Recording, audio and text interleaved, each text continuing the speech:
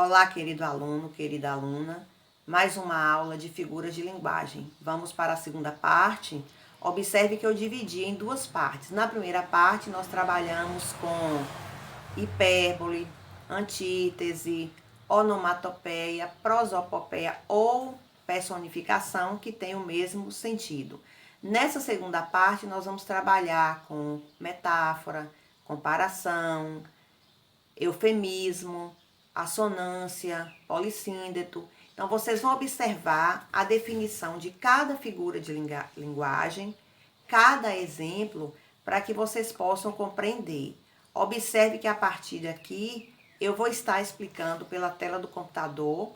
É o mesmo exercício que está no sistema, que você vai abrir, que você vai ler. E qualquer dúvida que você tiver, se você não compreender o vídeo, pode deixar uma mensagem no sistema, pode deixar uma mensagem no Zap, para que eu tire a dúvida. O importante é você não ficar na dúvida. E só lembrando, realize as atividades, não deixe as atividades sem realizar, estudem, vejam quais as dificuldades que vocês estão tendo, para que a gente possa estar ajudando vocês na medida do possível. Estamos aqui justamente para trocar essa experiência, mesmo que seja de forma virtual, mas a dúvida que vocês estiverem, pode estar me solicitando, que eu vou estar auxiliando vocês assim que vocês necessitarem, certinho? E vamos agora acompanhar através da tela do computador a explicação de cada tipo de figura de linguagem. Vocês vão observar a partir de agora as figuras de linguagem, a segunda parte. Lembra que na primeira parte eu dividi para não ficar muito grande, para que vocês pudessem compreender. Então, eu fiz uma divisão aí. Eu coloquei as 4 primeiras e as outras agora nessa segunda parte, né? O livro também ele traz essa divisão para facilitar a compreensão para vocês. Então, nós vamos observar aqui a metáfora.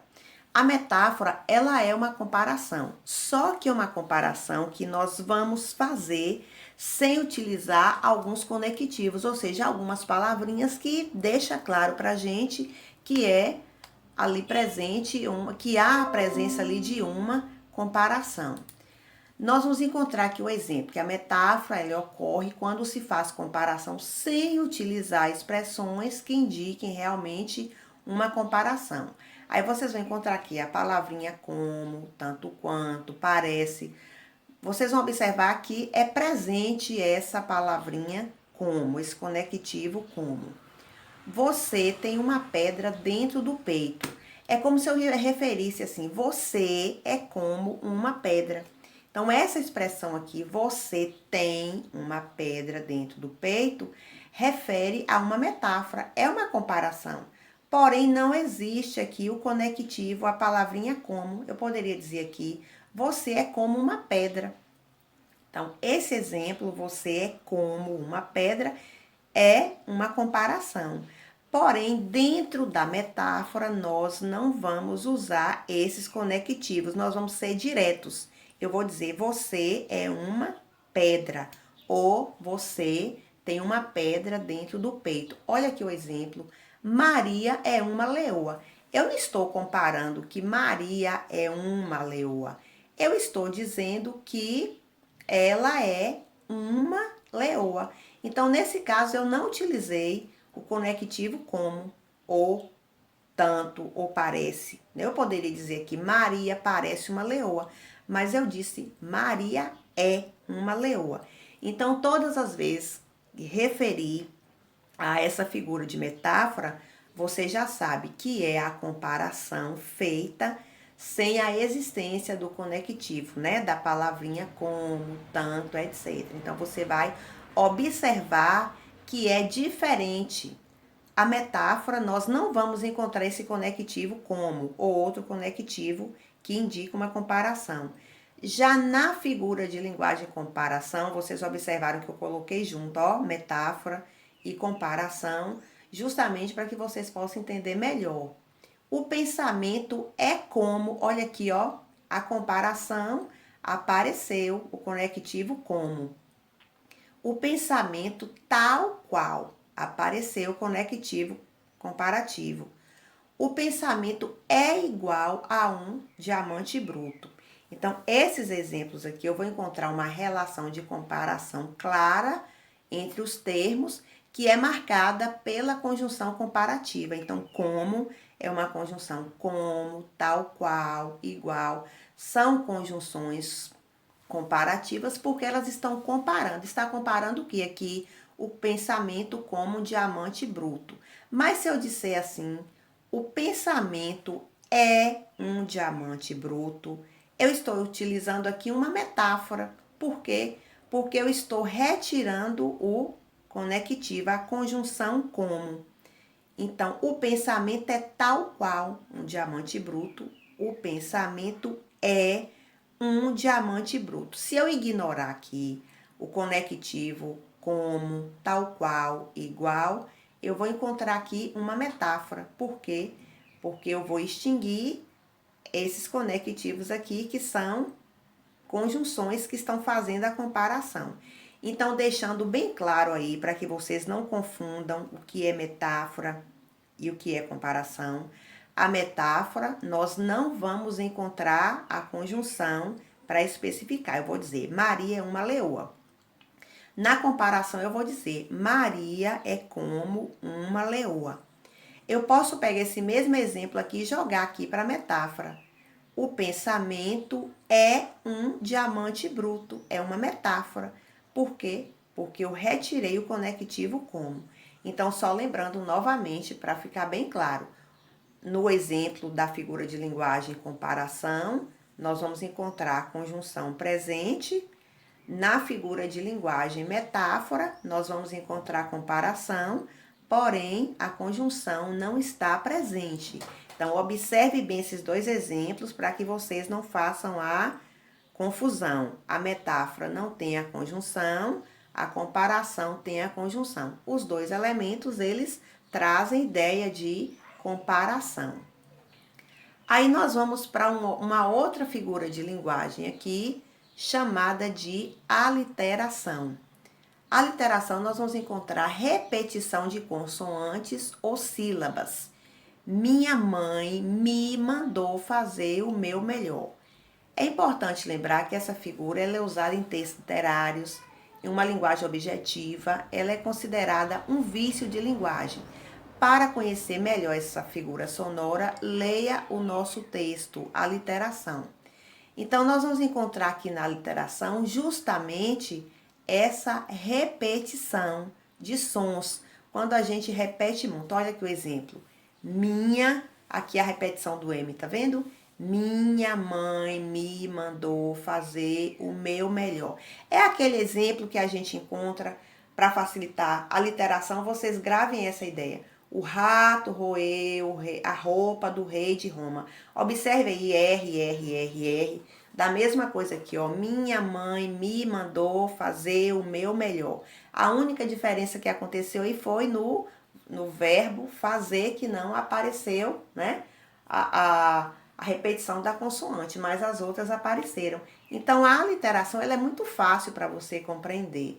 Basta você entender que é a repetição das consoantes. O rato roeu a roupa do rei de Roma. Então, lembre aí esse exemplozinho que você vai lembrar que é uma aliteração.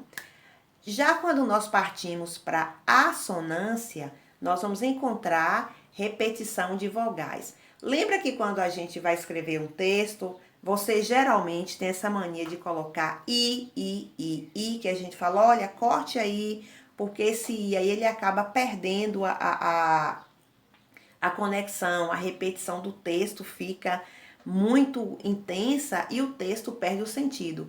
Então, essa assonância aí é a repetição das vogais, ó.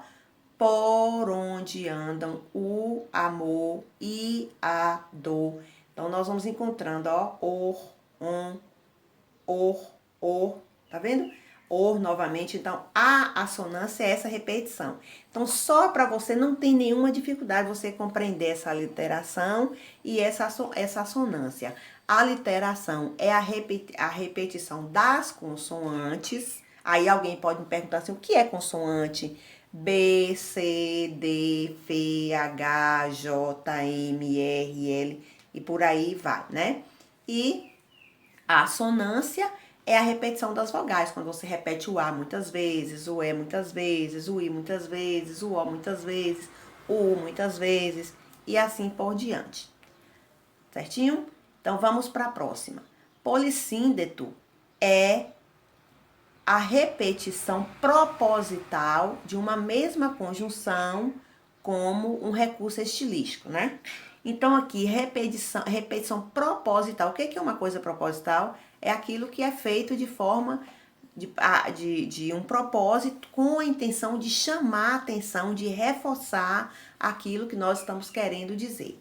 Então, vão chegando as burguesinhas pobres, olha aqui, ó, e as criadas das burguesinhas ricas, e as mulheres do povo, e as lavadeiras da redondeza. Então, esse polissíndeto aqui, essa repetição que eu vou usando com um propósito de uma mesma conjunção. Observe que aqui eu utilizei, ó, e, tá vendo? E aí, de repente, às vezes eu não tenho nem a necessidade de utilizar, mas eu vou utilizando para indicar essa repetição de propósito para fortalecer aquela ideia que eu quero utilizar. Nós sabemos que o i, geralmente, ele é utilizado para dar repetição nas sentenças. Então, esse exemplo aqui de polissíndeto é uma repetição que é feita geralmente com esse propósito, né? E aqui nós vamos resumir essas figuras de linguagem. Então, aqui vai entrar novamente, eu vou voltar um pouquinho nas que nós vimos na primeira parte da outra atividade. Então, nós vamos encontrar novamente a comparação, que é a relação entre dois ou mais termos separados por conjunção. Olha aqui a comparação.